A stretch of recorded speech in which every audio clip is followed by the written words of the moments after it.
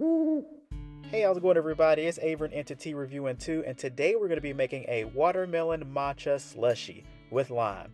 Now, first we're going to add 2 cups of watermelon cut into chunks. So first up, we're just going to have 1 cup of watermelon in chunks, add it to the blender, and then immediately after that, we're going to add another cup of watermelon into the blender. Now, you can intertwine the ingredients if you'd like. However, I would not add the matcha first. I add that last, and you'll see here in the video. So now we're adding the 2nd cup of watermelon, and then we're going to add a half a cup of ice. Now, for this recipe, I like to use a total of 1 cup of ice, but I like to add half a cup now and then half a cup later after I've blended the ingredients up some. So now we're going to add a half a cup of ice to the 2 cups of watermelon.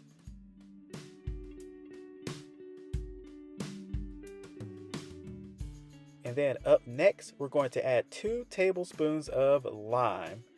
And I just get a fresh lime and I squeeze it. I just squeeze the lime into another cup or squeeze it into the tablespoon and then add it to the blender to the rest of the ingredients. So we got 1 tablespoon of lime.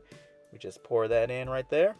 And then another tablespoon of lime, just freshly squeezed right into the blender with the other ingredients. So now we have 2 tablespoons of lime, half a cup of ice, and 2 cups of watermelon cut into chunks.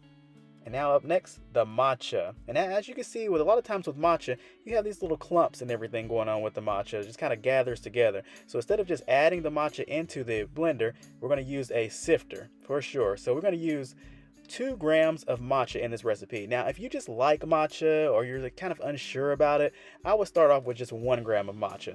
But if you're like me and you love matcha, we're going to do 2 grams of matcha. So first, we're going to add the 1 gram of matcha to the sifter. And this is going to make sure it gets out all the clumps and everything. It's just going to blend well and everything. And so after we add the matcha to the sifter, you kind of want to just press down with your measuring spoon right there. And you can kind of tap the sifter against the blender. And it's just going to pretty much flow the matcha into the rest of the ingredients right there. You just do a little tapping, a little pressing down with the spoon.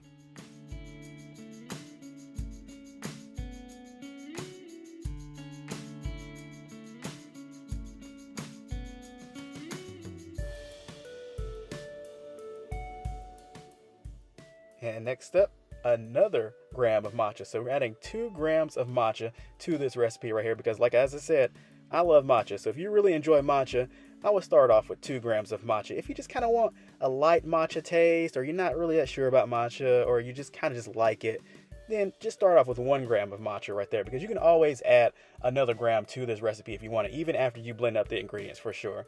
So I'm adding 2 grams of matcha right there. Once again, just through the sifter. Just kind of tapping it and pressing down with the spoon. So that's a half a teaspoon. So 1 gram of matcha is a half a teaspoon. So we're pretty much adding 1 whole teaspoon of matcha to this recipe. 2 grams, 1 teaspoon.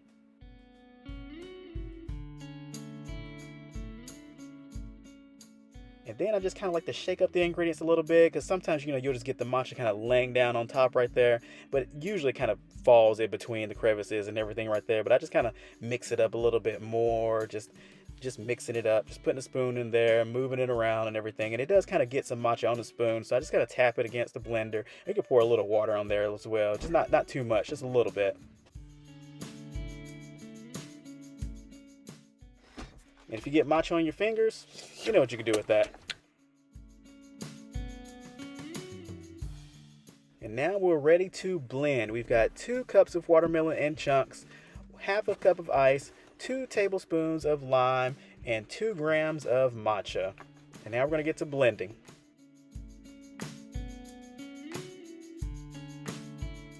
And now the time frame of this process of blending, it varies depending on your blender.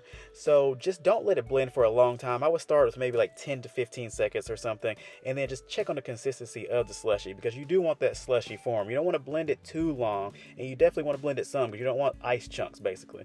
So now after blending it a little while right here, I'm going to check on the consistency, and I see that, it's going to need a little bit more ice. So that's why I say this recipe calls for at least 1 cup of ice. So I add another half cup of ice right here to the slushy.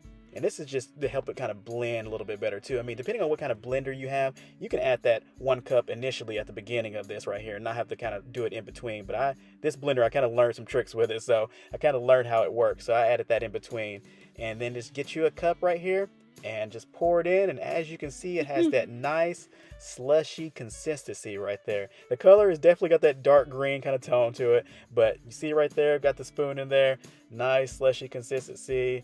And this is a very hydrating, delicious slushy right here. Let me tell you, you could taste the matcha for sure. You taste the watermelon for sure. And you got the hint of lime going on as well. Very hydrating. Great drink for the summer. Definitely, experiment with the ingredients and everything and see how you like adding the ingredients. Maybe you want less watermelon, more watermelon, less matcha, more matcha, less lime, more lime, lemon, however, you want to do it. Definitely feel free to experiment with this. Hope you all enjoyed the video. Cheers.